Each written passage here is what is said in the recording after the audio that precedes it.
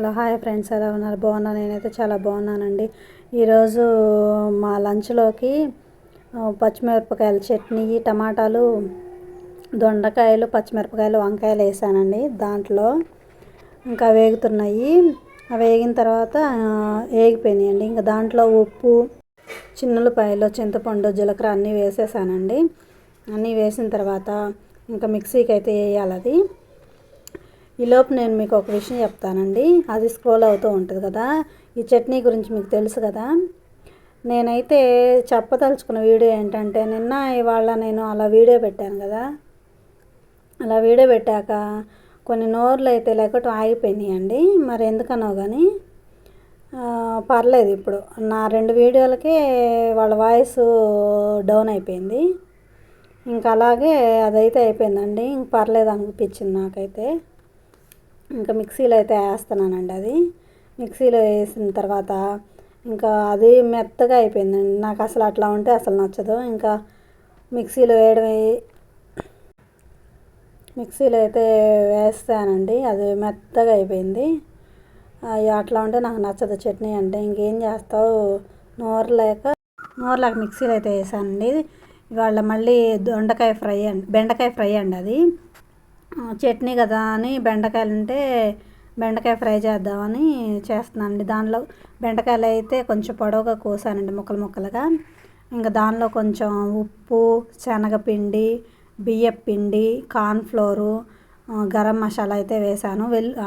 అల్లం చిన్నులపాయ పేస్ట్ కూడా వేసుకుంటారు, కానీ అది లేదని ఇంకా నేను వేయలేదండి. ఇంకా అదైతే అయిపోయింది, కలపడం అయిపోయింది. ఇంకా మొత్తం కళాయి అయితే పెట్టి నూనె అయితే పోసుకుంటానండి. దానిలో కళాయి అయితే కొంచెం వేడైందని ఇంకా నూనె అయితే పోసేసాను దానిలో. ఇంకా పోసిన తర్వాత ఇంకా ఆయిల్ కాగుతుందండి. ఆయిల్ కాగినాక దాంట్లో ఇంకా కలిపి మళ్ళీ ఇంకొకసారి, ఇందాక కలిపాను కదా, మళ్ళీ ఇంకొకసారి కలిపి అది ఉండలు ఏమీ లేకుండా, ఇంకా అందుకని అలా అది ఉండలు అయితే లేదండి. ఇంకా నూనె అయితే కాగిందని కొంచెం వేసి చూశాను. నూనె అయితే కాగింది. ఇంకేద్దాంలే అని ఇంకేస్తున్నానండి. చట్నీ అని నేను ఇవాళ దొండకాయ ఫ్రై ఇంక నూనెలో వేపుతున్నాను. మామూలుగా వేస్తే బాగోదులే అని అందుకని ఇంకా నూనెలో డీప్ ఫ్రై చేశానండి. అది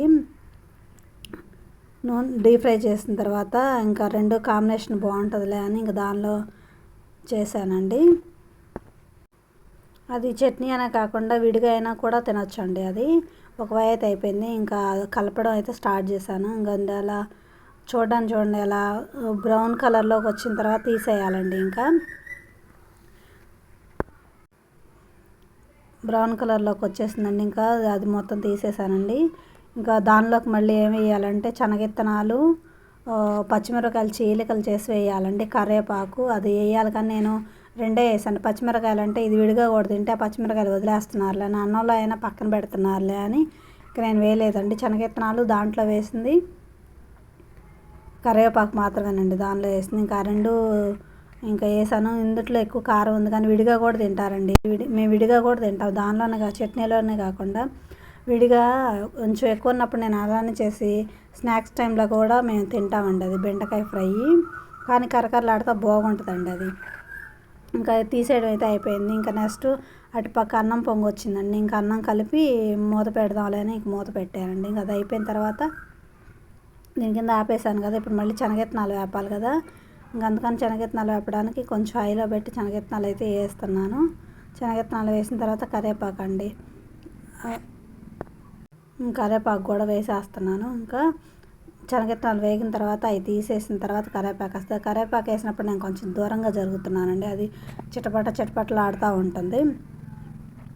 అయితే ఇంకా కరివేపాకు కూడా వేసేసాను దానిలో. కరివేపాకు కూడా వేసేసినాక ఇంకా 2 వేగుతున్నాయండి. శనగిత్తనాలు దాదాపు దగ్గర పడ్డాయండి వేగటము. ఇంకా పక్క అన్నం కూడా ఇంకా కలిపేసి మళ్ళీ ఇంకా కొంచెం ఎసురుందని కొంచెం మీడియం ఫ్లేమ్లో పెట్టానండి అన్నం కింద. అది అయిపోయిన తర్వాత ఇంక శనగిత్తనాలు కూడా వేగుతున్నాయండి. శనగిత్తనాలు, కరివేపాకు ఇంకా 2 ఒకసారి వేపి ఇంకా దానిలో వేసేద్దాంలే అని ఇంకా 2 ఒకసారి వేసాను. ఇంకా అన్నం అయితే సిమ్లో పెట్టేస్తున్నాను. ఇంకా అయితే అయిపోయిందండి. ఇంకా అన్నం కూడా సిమ్లో పెట్టి మూతేసానండి. ఇది హైలో పెట్టానండి. ఇంకా శనగిత్తనాలు కూడా వేగుతున్నాయి, దాదాపు దగ్గరకు వచ్చినాయండి శనగిత్తనాలు వేగటం కూడా. శనగిత్తనాలు అయితే ఇంకా వేగిపోతున్నాయి అండి. అవి ఈలోపు కరివేపాకు ఉంది కదా, దాంట్లో ఇంక సిమ్లో పెట్టుకున్నాను. ఇంకా అది అయిపోయింది, వేగిపోయింది.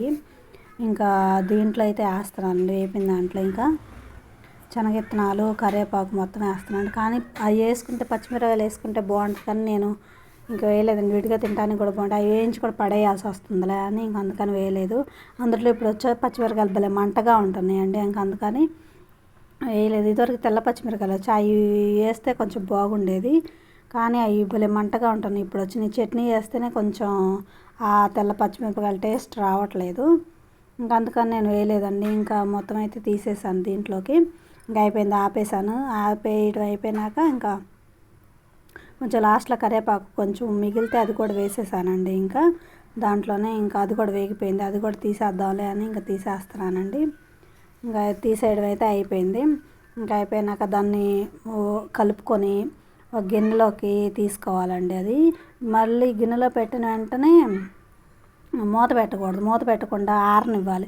అలా అయితేనే క్రిస్పీగా ఉంటుందండి. లేకపోతే వెంటనే మనం బాక్స్లో పెట్టి మూత పెడితే మెత్తబడిపోద్ది. ఇంకా నేనైతే కలుపుతున్నాను దాన్ని పూర్తిగా. కలిపిన తర్వాత గిన్నెలోకి అయితే తీసేసుకుంటాను. ఇంకా నేనైతే కలిపేసుకుంటున్నానండి. కలుపుకున్న తర్వాత ఒక గిన్నెలో పెట్టుకుందాం. అది గిన్నెలో పెట్టుకున్న తర్వాత ఆరనిద్దామండి. చూడండి, నేను నా డీప్ ఫ్రై ఇలా చేస్తాను. నేను బెండకాయ ఫ్రై అయితే మీరు ఎలా చేస్తారో నా కామెంట్ రూపంలో చెప్పండి. ఇదిగో నా బెండకాయ డీప్ ఫ్రై ఎలా ఉందో చెప్పండి. నేనైతే ఇంకో బాక్స్లోకి తీసేసుకుంటున్నానండి. అది ఇంకో బాక్స్లో తీసేసుకున్నాక ఇంకా అది బెండకాయ ఫ్రై పచ్చిమిరపకాయల చట్నీ కాంబినేషన్ అండి. ఇంకా అదైతే అయిపోయింది కదా.